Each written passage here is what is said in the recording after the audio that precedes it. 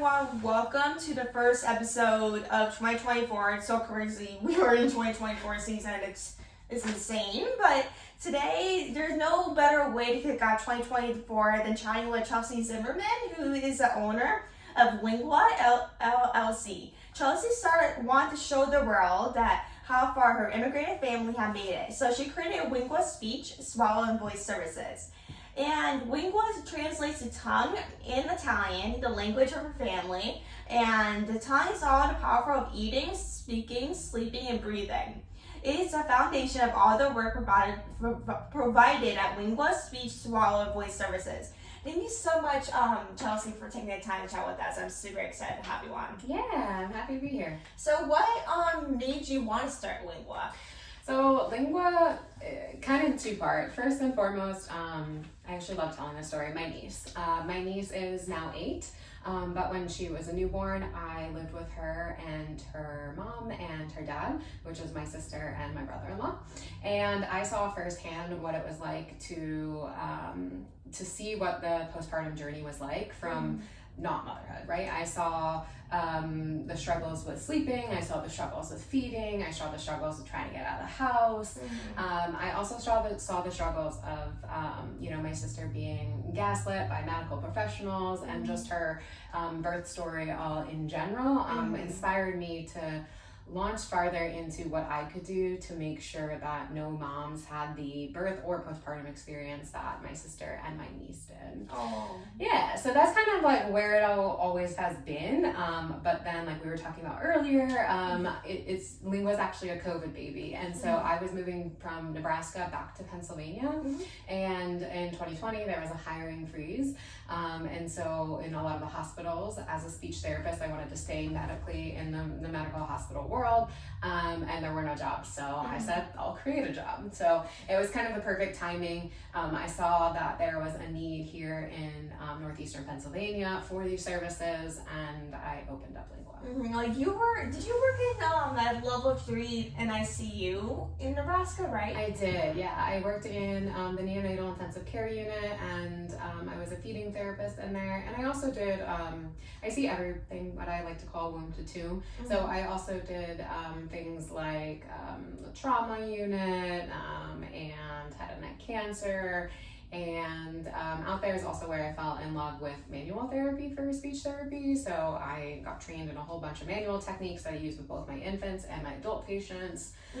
So yeah, when I moved back here, I was looking to get back into a NICU, but there, first of all, there aren't a lot of speech therapists, NICU jobs out there anyways. And there definitely wasn't during the time of COVID. So yeah, when COVID, there's like a very low in jobs, especially when people get COVID. And plus a lot of hospitals are overworked or something. Yeah, exactly. But like, how was working in Nebraska kind of pushed you to start your own business? Of course, you worked on babies and worked in a hospital, but how did it kind of prepare you to what you are now? That's a really great question. So when I was in Nebraska, I was working at University of Nebraska Medical Center, and I was also doing PRN work at a small private practice. And I think I saw some of the day-to-day work, and I just thought, I could do this. My boss was really, really great at the time. And she always empowered me to as well. And then when I was actually looking for jobs, like the whole time I was still in Nebraska, but I knew I was coming to Pennsylvania, I connected with a woman named Tara. And Tara she owned a private practice in the Danville area.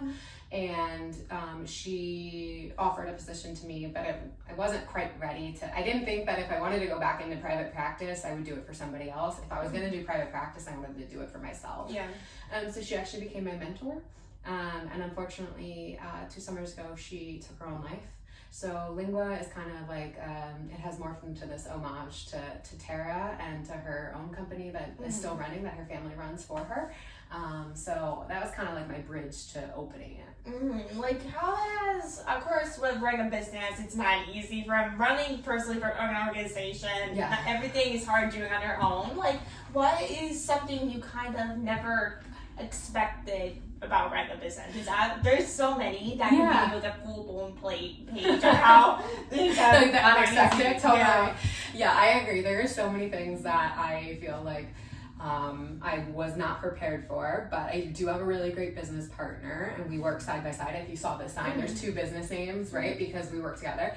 I think that the hardest thing that I just never realized is that sometimes people just don't pay for their services. Oh yeah. Which is just really weird to think of.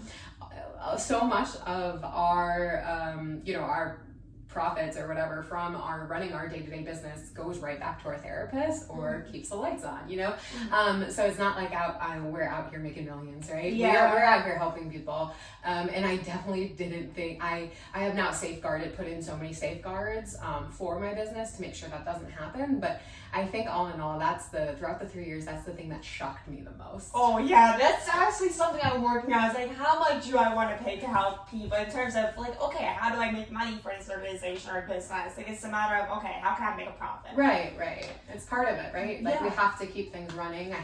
My therapists have to feed their children, right? Mm-hmm. So our little crew here is always very appreciative when people pay, which seems so silly and so basic, but again, it's definitely something I learned that it's not always cut and dry as you think it would be. Yeah, and what type of services do you guys offer? Because I know you guys do multiple things with little kids. Yeah, so we actually see everything from prenatal. So if mom is pregnant, we see infants, we see children, we see teenagers, and we see adults. And so that's the who. The type of services we provide include prenatal education.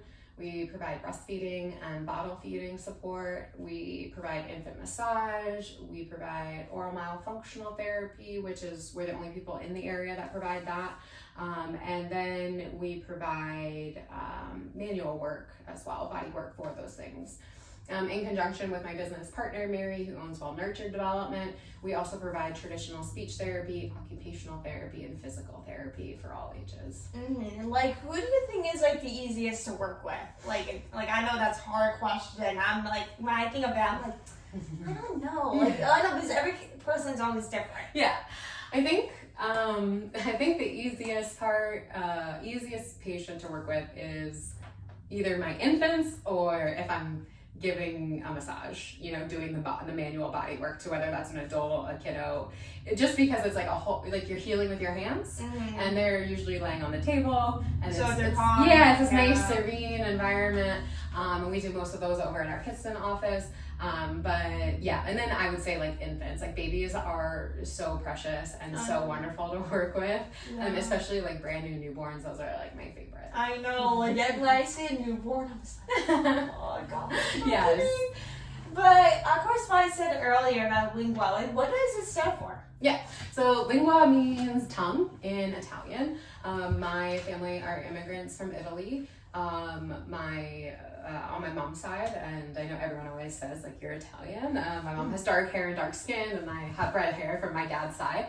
But yeah, we're Italian, and I wanted a way to kind of honor my family. We've come a long way in just 2 generations, from my grandmother being an immigrant to myself with my business. My sister has a PhD, and so we really, and my sister also works for Lingua, so we really come really far. It definitely seems like it. Yeah. So, I know with your business, you are the powerhouse of eating, speaking, sleeping, and breathing. Why is it so important with the tongue to Yeah, that's a great question, and definitely one of my favorites. So let's start with the easiest. Obviously, for things like feeding and for speaking, you need your tongue to move, right? Yeah. Just to even say the word lingua, your tongue has to go up, it has to hit the roof of your mouth, and it has to drop down. It has to do those to make certain sounds.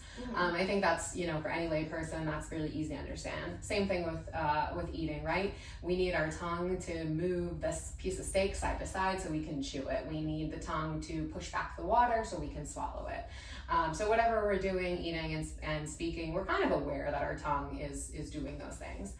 As far as breathing goes and sleeping, those are kind of the atypical things that people don't think are usually related to your tongue, but they are. And first and foremost, if we think about the tongue, anything that's bony is going to follow in suit with muscle, okay? So my tongue is a muscle, and if my tongue is nicely placed on my palate, that means my palate is gonna grow nice and wide, which is great for my airway, it's great for my teeth development. It also gives us that really nice like the zygomatic arch here gives us that nice full face that we want with that nice full jaw to give us a nice good smile.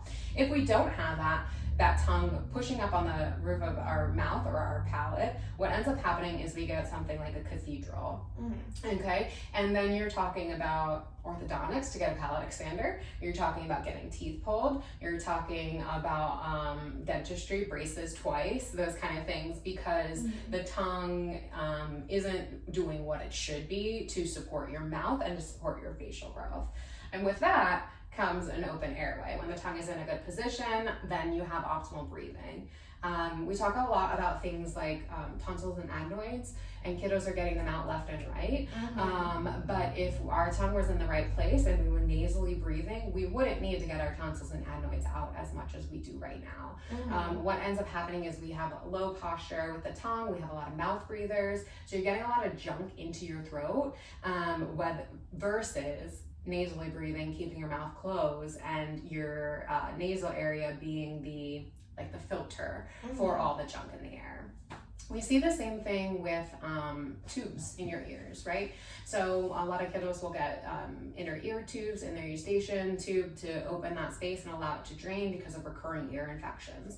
But when the tongue is in the right place, that doesn't happen because everything else around it is able to grow the way it needs to grow. So doing procedures, left and right, like tonsils, adenoids, or putting tubes in only masks the issue and doesn't really solve the root issue, which is always the tongue. Yeah, it's always the tongue. I feel like every time I see a YouTube video or something, it's always like, someone take their tonsils out. It's always so interesting because I never had my tonsils out, so I'm like, I hope it stays that way. Yeah, quite honest with you. But how does Lingua provide exceptional evaluation treatment and support to your clients? So I think one of the reasons that we're exceptional is because we're private pay. So I know that kind of sounds like a double-edged sword because that means we can't have access to everybody. But with us not taking insurance, we're not bound to the ball and chain that insurance makes you go through. We don't have to cut our sessions at a half hour. We can spend as much time as we want to with families.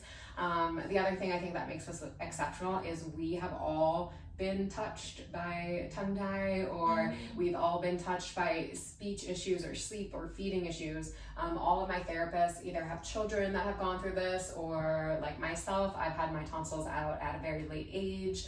And so I think that our personal passions bleed over into what we're doing.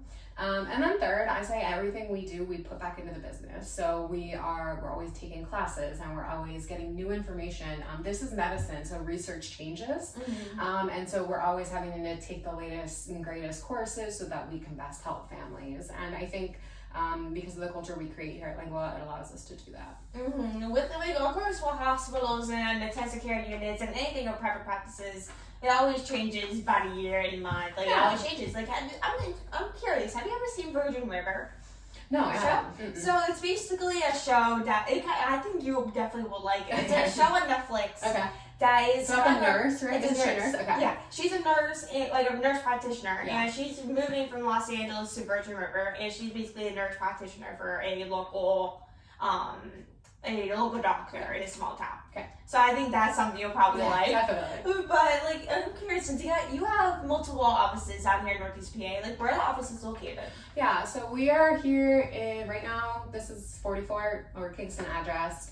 We just opened this location on Wyoming Ave this past week. We're also located on Wyoming Ave in Wyoming. We have another location down there, and that's where we do some of our events as well and direct therapy. And then we have 4 offices over in a location, like a communal location in Pittston on Main Street. So we realize that people have to fit therapy and these services into their everyday. So people can't drive, half hour. So we expand with the mindset of we want to make it accessible for people to get to.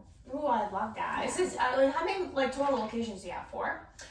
3 locations, yeah. 3? And I'm sure there's going to be more next year. There's going to be more. Yeah, I don't know about this year, but there's definitely going to be more. We have, we're big vision people. We're always, myself and my business partner Mary are always dreaming big. And so we have our locations that we definitely want to get to next. It seems like me and you have the same exact vision. Yeah. But like the last thing I want to ask you is, where can people find more information about Lingua? Or how can they sign up? Sure. I would say the best place is probably our website. So Lingua, Lingua LLC.com, linguallc.com. And that's also our handle on Instagram and Facebook. And, you know, sometimes people can't access our direct services for financial reasons or personal reasons or, you know, time. Yeah. But we put a lot of free education out there on our website. We put a lot of free education out there on our Instagram page and our Facebook. And then we also run events. So in 2 weeks, we have a free feeding group here for breast, bottle, and starting solids. That'll be here, again, totally free. But we also run, you know, fee-for-service events as well. So, you know, that website will get you into the hands of whether you want to do direct therapy, learn a little bit more, or come to an event. Awesome. I totally recommend checking out this business. It's so amazing. Once I did research on this, I was like, I have to figure this out, because I know a lot of people are looking for things like this. So it's definitely something I would love to spotlight. And I really appreciate you coming on and taking the time to chat with us. It means so much, and thank you for everything you're doing. Yeah, thanks so much, Kylie. I appreciate it.